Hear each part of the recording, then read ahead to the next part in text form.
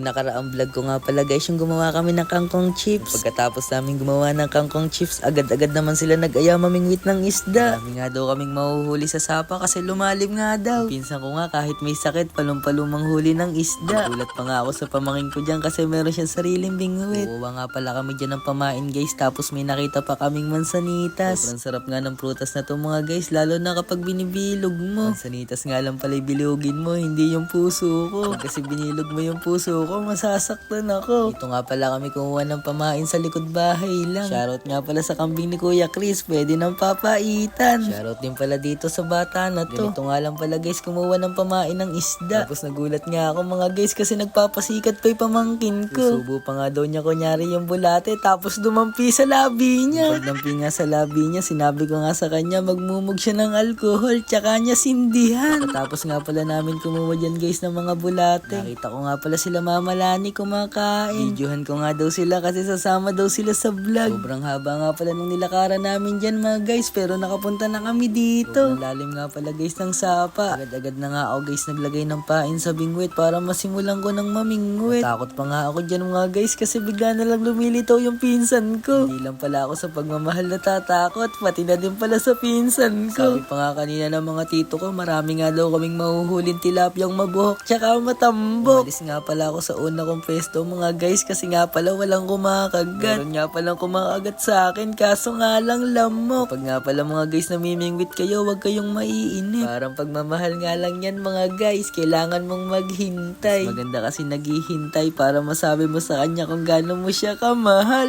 Charot! Marami nga daw kumakagat na lamok sa pinsan ko kaya nga nagpunta sa akin. Pero sa tagal-tagal ko nga naghihintay guys, nakahuli na nga pala ako ng hipon. Tataka nga pala ako dyan mga guys kasi bakit hipon yung nahuli ko imbis na isda. Nagtataka pa nga ako sa hipon dyan guys kasi mukha siyang lobster. Try nga pala ako ulit dito mamingwit sa pinaghulihan ko ng hipon pero walang kumakagat. Kaya sinabi ko sa kanila maghanap na lang kami ng ibang pwesto. Nilipatan nga namin pwesto dyan mga guys, yung mga lamok nga pala dito, mga tigriyan. Makalipas nga lang pala ilang minuto, lumipat na nga din pala kami agad ng pwesto. Yung mga pamangkin ko pa nga dyan guys, pinaglalaroan nga pala yung nahuli kong hipon. Muntik pa nga tumulo yung laway ni Axel dyan mga guys. Tapos huling-huli nga pala ako sa camera dyan mga guys dahil umiihi ako sa gedli. Sobrang tagal nga namin naghihintay kung may kakagat nga ba sa bingwit namin. Hindi ko nga din pala alam kung bakit walang kumakagat. Wala naman akong balat sa puwet. Pero sa tagal-tagal namin naghihintay, meron na naman palang kumagat mga guys. Hindi ko nga alam kung ano tawag sa nahuli naming isda na to. Basta yung katawan niya transparent. Mag-comment na lang kayo mga guys kung ano tawag sa isda na to. Tapos kung mailagay sa timba guys, agad-agad na ulit akong namingwit. Kaso nga lang mga guys, wala talaga kaming nahuli. Kaya sabi ko nga pala sa kanila, sumuko na tayo, okay na yung dalawa. Hanggang dito na nga lang pala mga guys. Salamat nga pala sa panonood.